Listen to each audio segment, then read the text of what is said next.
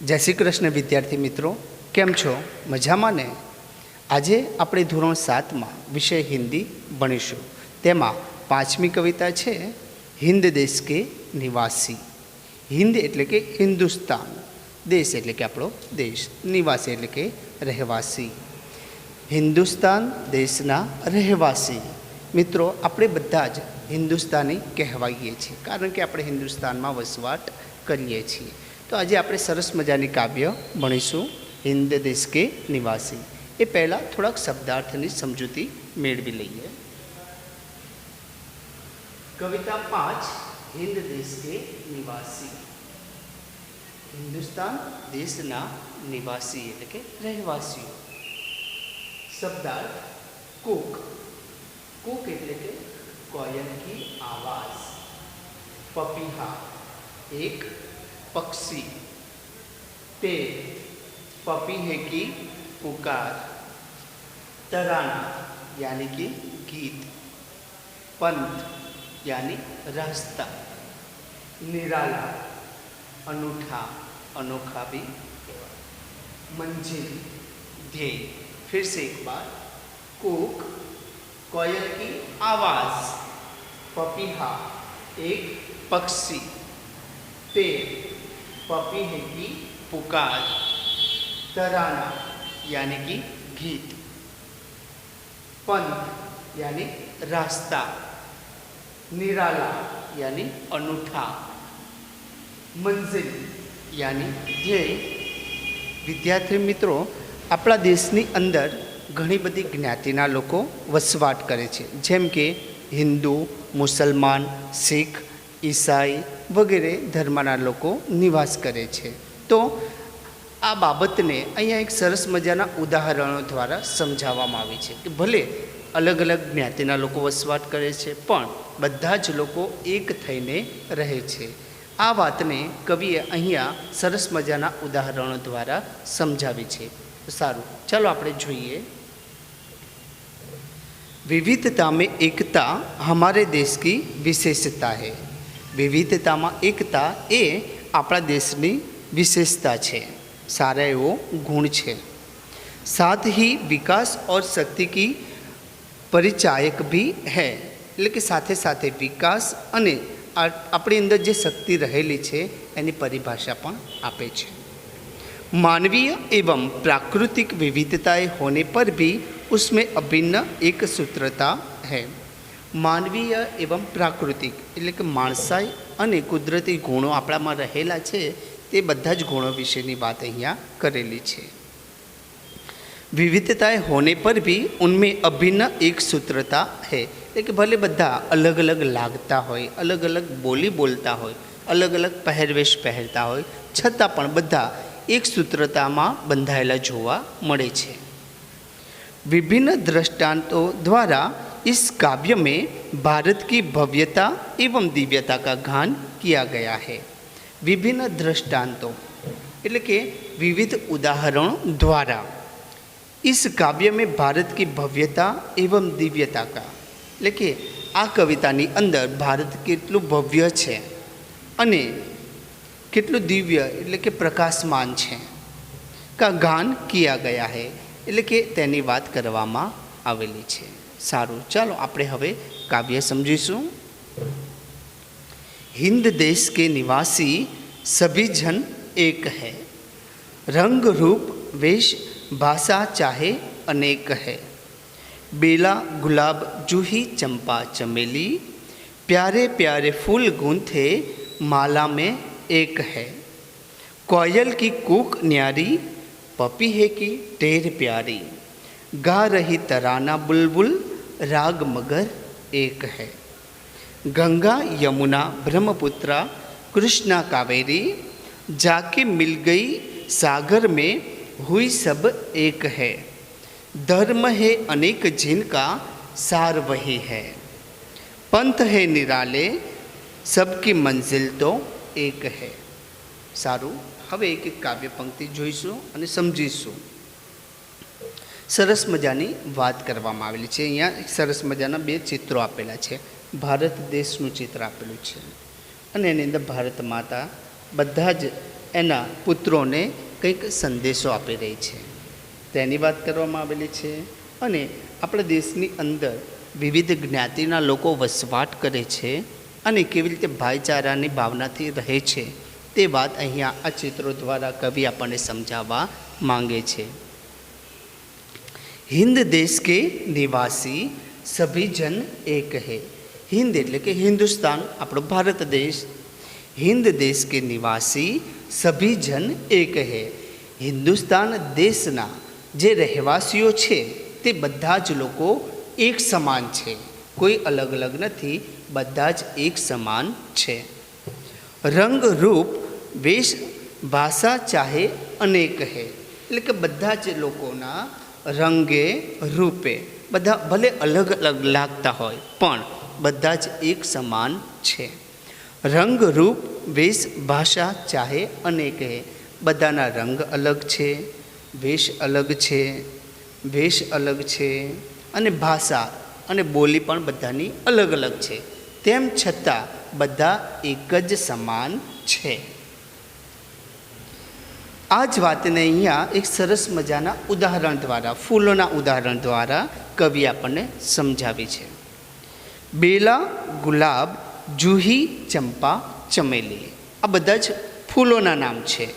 બેલા, ગુલાબ, જુહી, ચંપા, ચમેલી, આ બધા જ ફૂલો ભલે અલગ અલગ હોય, અલગ અલગ રંગના હોય, અલગ અલગ સુગંધના હોય, અલગ અલગ આકારના હોય, છતાં પણ પ્યારે પ્યારે ફૂલ ગૂંથે માલા મેં એક હૈ.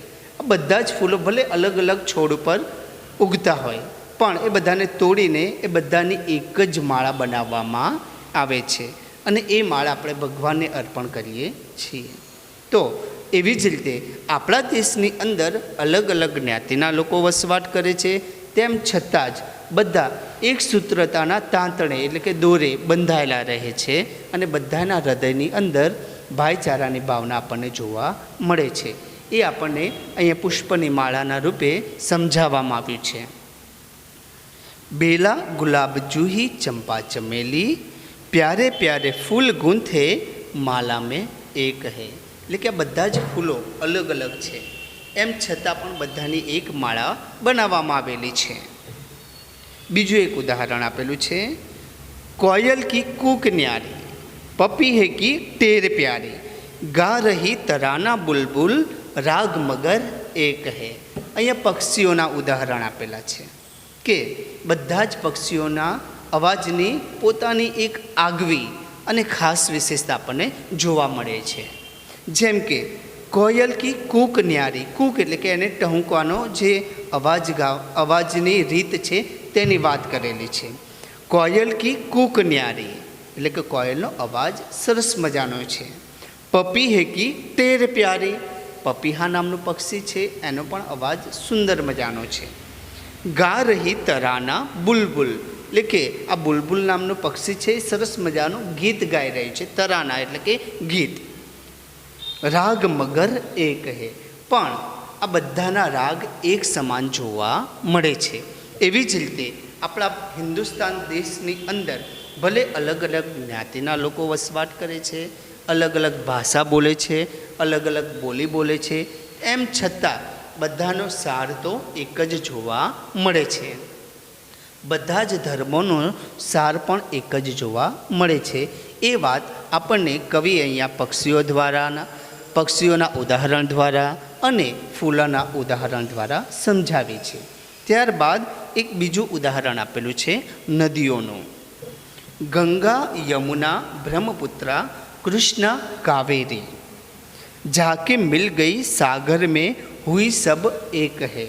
અહીંયા બધી નદીઓની વાત કરેલી છે, જેવી કે ગંગા, યમુના, બ્રહ્મપુત્રા, કૃષ્ણા, કાવેરી, આ બધી જ નદીઓના નામ છે, ભારત દેશની નદીઓના નામ છે.